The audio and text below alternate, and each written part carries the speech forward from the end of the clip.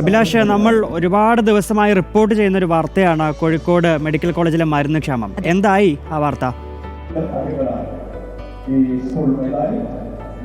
തീർച്ചയായിട്ടും ഒരു പ്രധാനപ്പെട്ട വിഷയമാണ്. കാരണം 9ാമത്തെ ദിവസമാണ് കോഴിക്കോട് മെഡിക്കൽ കോളേജിൽ മരുന്ന് ക്ഷാമം രൂക്ഷമായിട്ട്. കാരണം വിതരണക്കാർ ഏതാണ്ട് 80 കോടിയിലേറെ രൂപയുടെ കുടിശ്ശിക വന്നതോടുകൂടിയാണ് മരുന്ന് വിതരണം നിർത്തിവെച്ചിരിക്കുന്നത്. പക്ഷേ ആ കുടിശ്ശിക നികത്തുന്ന ആവശ്യമായ നടപടികളൊന്നും ഇപ്പോഴും ഉണ്ടായിട്ടില്ല എന്നുള്ളതാണ് വസ്തുത. കാരണം അതിൻ്റെ ഒരു പങ്ക് മാത്രം നൽകാനുള്ള ഒരു തീരുമാനം അല്ലെങ്കിൽ ഒരു നീക്കം നേരത്തെ നടത്തിയിരുന്നു. ആരോഗ്യവകുപ്പിൻ്റെ ആ നീക്കത്തെ ഈ സംഘടനകളൊക്കെ ചെറുക്കുകയും ചെയ്യുന്നു. കാരണം അത്തരത്തിൽ ഏതെങ്കിലും കുറച്ച് പണം തന്നതുകൊണ്ട് മാത്രം മരുന്ന് വിതരണം പുനഃസ്ഥാപിക്കാൻ കഴിയില്ല എന്നാണ് അവർ പറയുന്നത്. അതിൽ പ്രധാനമായും ഞങ്ങൾ ലോൺ എടുത്തുകൊണ്ടാണ് ഇത്രയും കോടികളുടെ മരുന്ന് ആശുപത്രിക്ക് വിതരണം ചെയ്തിരിക്കുന്നത്. ആ പണം തിരികെ കിട്ടാതെ കൂടുതൽ മരുന്നുകൾ ലഭ്യമാക്കാൻ കഴിയില്ല എന്നൊരു നിലപാട് കൂടി വരുന്നു. ഏതായാലും ലാബുകളുടെ പ്രവർത്തനം സ്തംഭനാവസ്ഥയിലേക്ക് പോകുന്നു എന്നുള്ളതാണ് ഇതിൽ ഏറ്റവും ആശങ്കപ്പെടുത്ത കാര്യം. കാരണം ഈ ബ്ലഡ് ശേഖരിക്കുന്നതിന് ആവശ്യമായ വസ്തുക്കളടക്കം ഉപകരണങ്ങളടക്കം ഇപ്പോൾ അതിന് ലഭ്യത കുറയുന്നു എന്നുള്ളത് കൊണ്ടും അതോടൊപ്പം തന്നെ ഇൻഷുറൻസ് സ്കീമിൽ പരിശോധനയ്ക്ക് എത്തുന്ന ആളുകൾക്കൊക്കെ അവിടുന്ന് മരുന്ന് ലഭിക്കാതിരിക്കുകയും അതോടൊപ്പം തന്നെ മറ്റ് കാര്യങ്ങളൊന്നും ലഭിക്കാതിരിക്കുന്ന ഒരു സാഹചര്യം കൂടിയുണ്ട്. അതോടൊപ്പം ഡയാലിസിസ് ആണ് ഏറ്റവും പ്രധാനപ്പെട്ട കാര്യം. കാരണം